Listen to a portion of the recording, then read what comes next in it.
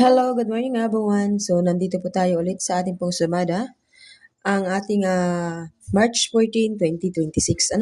So, malamig po kasi guys ngayon ang panahon, kaya grabe yung hindi pa po natin masyadong oras. Akala ko maaga pa.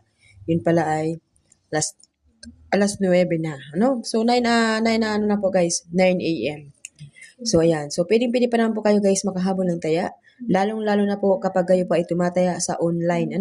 So, kung nais po ninyong legit na tatayaan po online, PM lamang po kayo sa akin guys. Alam niyo po, kahit mura lang po sa akin yung piso na 700, ay legit na legit at hindi kayo magdadalawang isip na hindi maibibigay yung panalo nyo. No, huwag kayong basta-basta maniniwala doon sa mga malalaking offer kung scam lang din naman, di ba? So, doon lang po kayo sa pinakang legit. At alam nyo po na nakikita ninyo, nasusubaybayan ninyo, na hindi po ako nagkakaroon ng mga post-post dyan ng mga tungkol sa mga scammer na yan, guys. So, hindi po tayo ganun at ayaw kong maging ganun ako.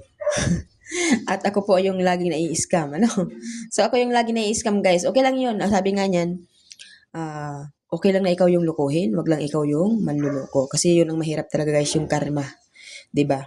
So dito po tayo guys sa kabila. So dati lang po tayo natin sa Negros, Zambales hanggang po dito sa May Taguig. Okay, so yung kagayan kahapon guys, tumama po yung 30-22. Wala pong tumama. So sayang lang din naman guys ng pagkakataon. Tapos yung 18, lumabas din po yung kagabi, 'di ba? 5-18. So sige, pagbigyan ko pa rin po kayo ng pagkakataon guys. Kahit wala pong nakaalala, kahit isa. Kasi imposible po guys na yung walang nanalo sa STL ng Cagayan dahil marami pong taga-Cagayan din po na nakapollow sa akin at nakasubaybay. No? So at least po nakatulong ako sa kanila. Kung hindi man po nila ako guys maalala ay wala naman pong problema.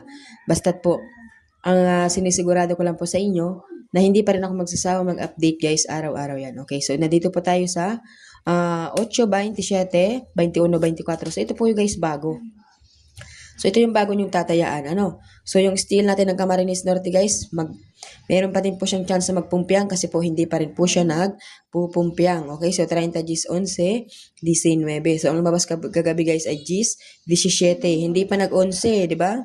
Kainis. So, ang na lang natin, guys, ang gawin na natin dito sa Gs, gawin na lang natin, guys, siya na 8. Okay, so, palitan natin, guys, ng 8 yung Gs, no? So, 30, 8, 11, 19 steel ng Camarines Norte. So, yan po ang ating sumadat sa day, guys. Maraming salamat po. Good luck everyone. Have a nice day. Please, like and share. Yan, sa mga mag-share po dyan, guys, maraming salamat po. So, wag po sana kayo magsawa na lagi po ninyong i-share ang ating pong mga ina-upload na videos. Ayan, ay para naman po yan sa inyo.